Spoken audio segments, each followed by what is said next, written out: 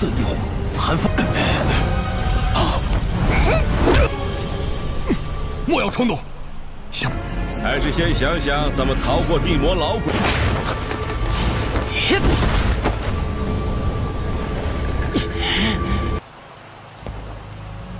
我的好手是你们覆灭之时。Woki guys, dimanapun Anda berada, selamat datang di channel Mamang Film. Semoga kalian sehat-sehat selalu, dan dimudahkan rezekinya. Tanpa basa-basi lagi, let's go kita ke alur ceritanya. Sebelum kita masuk ke alur ceritanya, alangkah baiknya kita masuk ke intro dulu.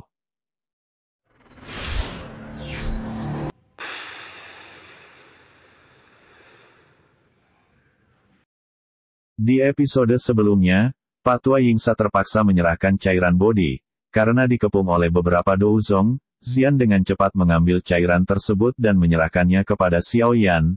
Karena Han Feng dan Sekte Hei Huang ingin mendapatkan cairan body, maka terjadi pertarungan untuk merebut cairan body. Dalam pertempuran tersebut Xiao Yan berhasil mengalahkan 3 ketua dari lembah api iblis. Bagaimanakah kelanjutan kisahnya? Mari kita saksikan sebagai berikut.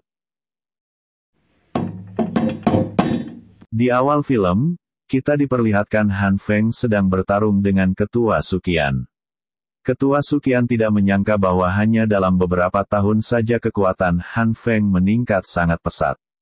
Dan Han Feng mengatakan jika saja ia tidak kehilangan api jantung laut, maka sangat mudah baginya untuk mengalahkan Ketua Suqian. Keren nih pertarungan sesama dozong. Sebenarnya si Mimin jarang melihat pertarungan sesama dozong, jadi semakin menarik aja nih. Di sisi lain terlihat Xiao Yixian sedang bertarung dengan Ketua Mo Tianxin. Di dalam pertarungan, Ketua Mo Tianxin menyadari bahwa aura Fang Yan telah menghilang, dan sepertinya telah dikalahkan oleh Xiao Yan. Dia tidak menyangka bahwa Xiao Yixian sangat sulit untuk dikalahkan, tetapi dia tidak boleh lengah dengan Xiao Yan karena memiliki kemampuan bertarung yang sangat hebat. Kita beralih di pertarungan lain, terlihat Xian sedang bertarung melawan 2 orang dari Sekte Hei Huang. Terlihat Xian sangat kewalahan menghadapi 2 orang tersebut, dan dia dihempaskan ke tebing, serta mereka berpikir mereka telah mengalahkan Xian. Dan mereka segera ingin mengalahkan Xiao Yan, tapi Moya sangat heran mengapa Xiao Yan Do Huang bintang 4 bisa mengalahkan orang setengah dozong dan 2 Do Huang puncak yaitu Ketua Fang dan 2 ketua lainnya dari lembah api iblis.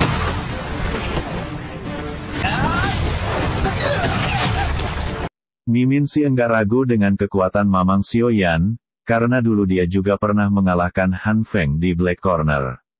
Di saat Xiao Yan ingin masuk ke dalam pertarungan melawan Han Feng, tiba-tiba saja Moya menghadang Xiao Yan, karena mereka tahu dia baru saja habis bertarung dengan Ketua Fang dan 2 ketua lainnya dari lembah api iblis. Jadi kekuatan Xiao Yan sudah habis terkuras melawan 2 orang tersebut, dan inilah titik lemahnya.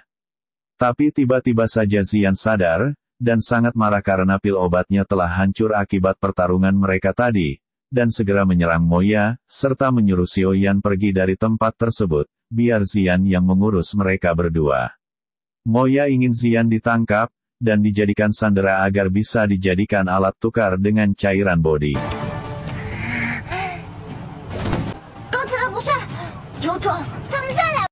Xian pun mengeluarkan teknik transformasi menjadi dewasa. Waduh cantik juga nih Xian mode dewasa. Apakah Mamang Xiao Yan bakalan beralih dari Ratu Medusa? Kalau Mimin si bakal pilih Ratu Medusa.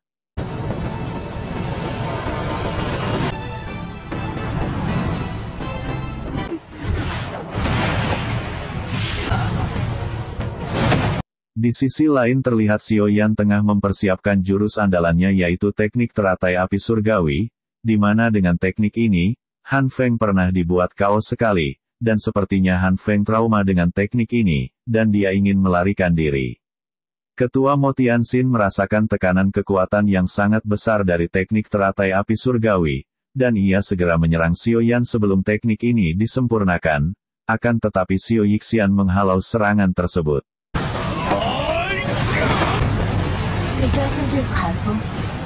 Setelah teknik ini sempurna, Han Feng segera lari dari pertarungan. Akan tetapi Ketua Suqian langsung menghadang Han Feng. Ketua Mo Tianxin sadar jika mengandalkan kekuatannya saja dia tidak bisa mengalahkan mereka, belum lagi jika terkena teknik teratai api surgawi, jika tidak mati, pasti akan cacat seumur hidup.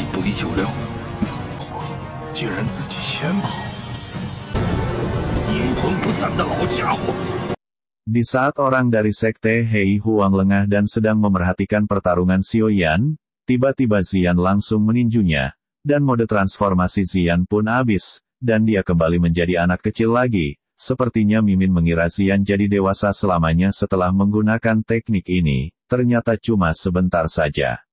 Setelah Xian selesai mengalahkan orang dari sekte Hei Huang, dia langsung pergi ke sisi Xiao Yan dan segera mengambil pil untuk mengembalikan kekuatannya. Terlihat di langit, sudah banyak orang yang mendekat ke arah pertarungan mereka.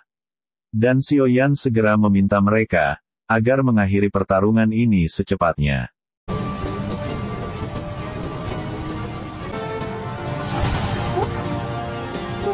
Xiao Yan pun bertanya kepada Han Feng dan Ketua Mo Tianxin, siapakah yang pertama di antara mereka yang ingin merasakan teknik teratai api amarah Buddha.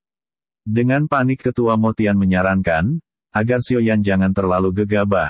Sepertinya di sini Mimin melihat Ketua Mo Tian sangat ketakutan melihat teknik Xiao Yan. Begitu melihat api amarah Buddha, Ketua Mo Tian langsung mengundurkan diri dari pertarungan, dan berjanji bahwa dia dan sektenya tidak akan mencampuri urusan Xiao Yan dan Han Feng.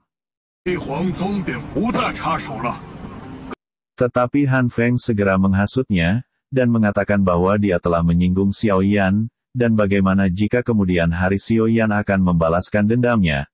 Tetapi Ketua Mo Tian tidak mengubris perkataan Han Feng, dan dia beserta orang dari sektenya segera pergi dari tempat tersebut.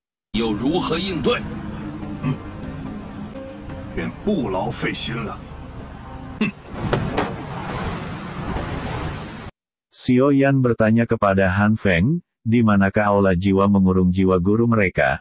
Namun Han Feng mengatakan bahwa mereka semua bukanlah tandingan dari aula jiwa, dan dia juga mengingatkan Xiao Yan, bahwa ia telah mengalahkan 3 dari ketua api iblis, dan tentunya hantu iblis tidak akan melepaskan Xiao Yan dengan mudah.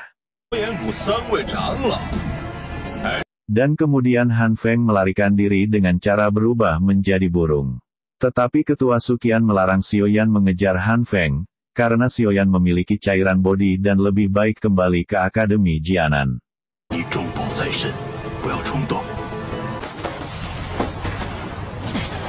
Xiao Yan pun segera menyerap api teratai surgawi 3 warna ke dalam tubuhnya. Terlihat di sini dia masih belum bisa sepenuhnya mengendalikan teknik tersebut. Kita beralih ke sisi Han Feng.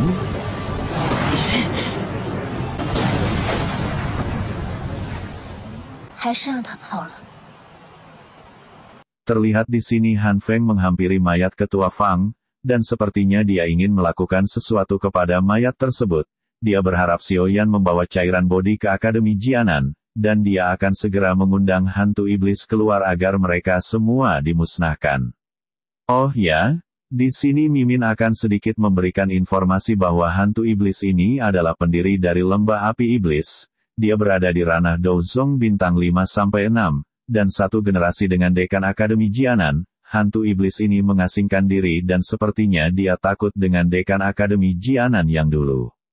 Di tempat perkemahan Xiao Yan, di situ terlihat Xian, Xiao Li, Xiao Yan, dan Xiao Yi Xian tengah duduk di dekat perapian.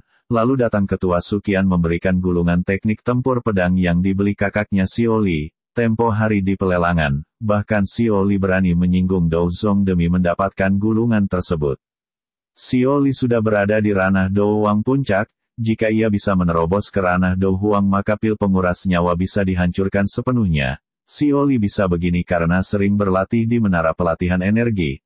Tapi sayang, api hati jatuh telah habis. Xiao Yan punya cara untuk membantu Xiao Li dalam pelatihan, yaitu dengan cara menanamkan benih api hati ke dalam tubuh Xiao Li. Dan dapat digunakan untuk energi tempur. Xiao Li pun memuji trik Xiao Yan.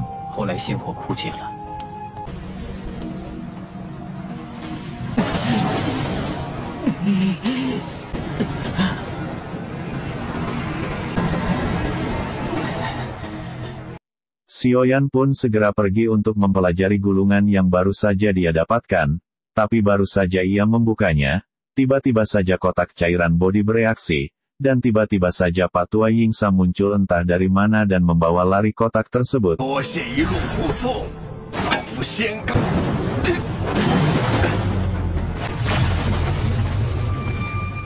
Akan tetapi Ketua Suqian dan Xiao Yixian menghadang Patua Yingsa, dan Patua Yingsa sudah masuk ke dalam jebakan Xiaoyan, karena Xiaoyan sudah menyadari ada yang aneh di pertarungan kemarin. Patua Yingsa dengan mudahnya menyerahkan cairan bodi.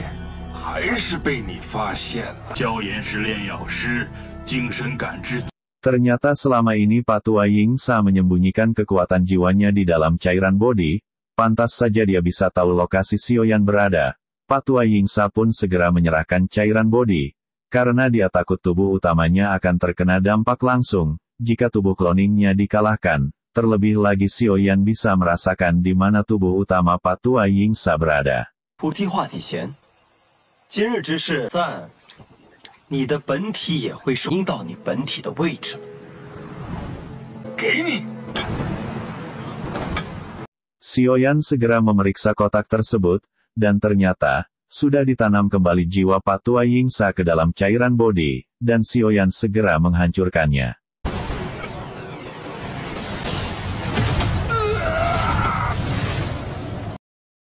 Beralih ke sisi Patua Yingsa, karena serpihan jiwanya telah dihancurkan, dia segera mengeluarkan seteguk darah dari mulutnya, dan dia berjanji setelah kekuatannya pulih, dia akan membalaskan dendamnya pada Xiaoyan. Kita review sedikit di episode selanjutnya. Terlihat di sini Xiaoyan sudah kembali ke Akademi Jianan, dan dia berhasil mengubah mayat monster yang dibelinya tempo hari di pelelangan, menjadi sayap baru. Sepertinya bisa digunakan juga sebagai senjata juga. Ada juga Xian yang dapat sarung tangan baru. Sepertinya Mimin yakin senjata baru mereka didapat dengan cara mengolah mayat monster tersebut. Oke, sekian dulu untuk pembahasan BTTH untuk kali ini. Mimin undur diri dulu. Oke Sobat Mamang Film, sekian dulu untuk part kali ini. Sampai jumpa pada episode selanjutnya. Jangan lupa like dan subscribe kalau suka. Sampai jumpa.